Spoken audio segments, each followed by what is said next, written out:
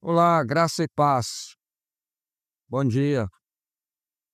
Hoje, refletindo aqui, meditando em 2 Tessalonicenses, capítulo 3, versículo 4. Segunda carta de Paulo aos Tessalonicenses, capítulo 3, versículo 4. Diz aí: Nós também temos confiança em vós no Senhor, de que não só estáis praticando as coisas que vos ordenamos, como também continuareis a fazê-las. Ora, o Senhor conduz o vosso coração ao amor de Deus e à constância em Cristo. Então, temos meditado aqui, falado sobre essa carta de Tessalonicenses, né, que Paulo escreveu aos irmãos lá da igreja de Tessalonicenses, e vemos em grande parte a alegria de Paulo, a confiança do apóstolo Paulo, com o andamento daquela igreja, com o crescimento dos irmãos ali, o desenvolvimento, a fé, apesar das dificuldades, das perseguições, mas era uma igreja que mantinha a sua fé em Cristo e crescia dia após dia no conhecimento das coisas de Deus, né? E aqui ele diz nesse versículo: nós também temos confiança em vós no Senhor, de que vocês não só estão praticando aquilo que foi ensinado, aquilo que vocês aprenderam, mas também nós cremos e temos confiança de que vocês vão continuar. Continuar envolve um crescimento, um desenvolvimento, aprendendo cada vez mais. Mas Paulo vai tratar, depois nesse capítulo, de um problema sério que havia naquela igreja, que era aqueles que queriam viver dissolutamente. Porque nessa igreja nós vemos, além das bênçãos, do comprometimento da maioria, sem dúvida,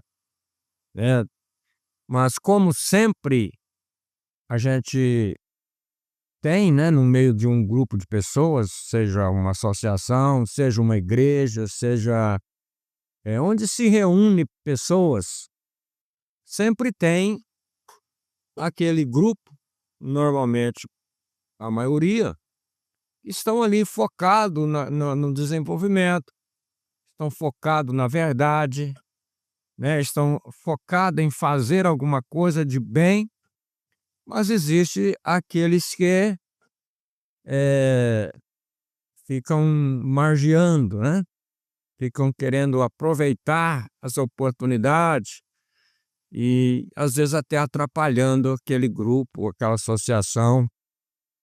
Na igreja acontece isso também, infelizmente, como se reúne pessoas que têm falhas, pessoas que são pecadores, que ainda não alcançaram a perfeição, então sempre acontece isso também. Naquela igreja ele tinha pelo menos 3 grupos, que ele fala aqui, que causavam dificuldades àquela igreja. Nós temos primeiro os perseguidores, eram pessoas violentas, pessoas que queriam destruir a igreja através da perseguição.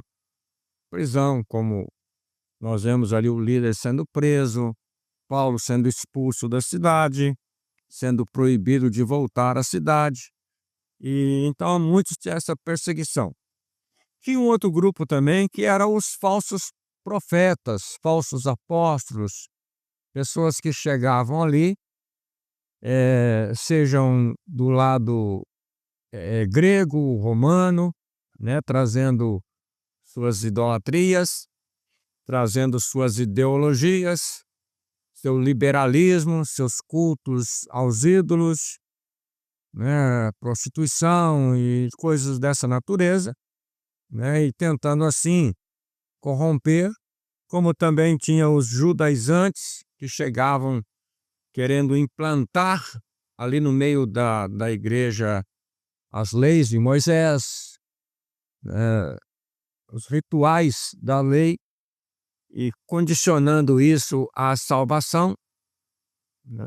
Inclusive Paulo diz que eles até escreviam carta em nome de Paulo, né? E queriam ensinar essas coisas para desviar realmente a igreja do conhecimento pleno do Senhor Jesus. E havia também ali um grupo de pessoas que queriam viver dissolutamente, né? Paulo vai tratar disso a partir do versículo 6 aí. Pessoas que não queriam trabalhar, não queriam, né, desenvolver a sua vida no trabalho e queriam aproveitar dos irmãos vivendo à custa dos outros, né? Aí, então, tinham esses três grupos. Mas independente dessas lutas que eles tinham, sejam externas ou seja até internas, como toda igreja tem, né? E daí a necessidade, muitas das vezes, da disciplina, né? De corrigir, de exortar, né? Essas pessoas faltosas. A igreja não pode deixar as coisas correr solta, né? Ela precisa de ter disciplina, de ter ali uma doutrina bem clara,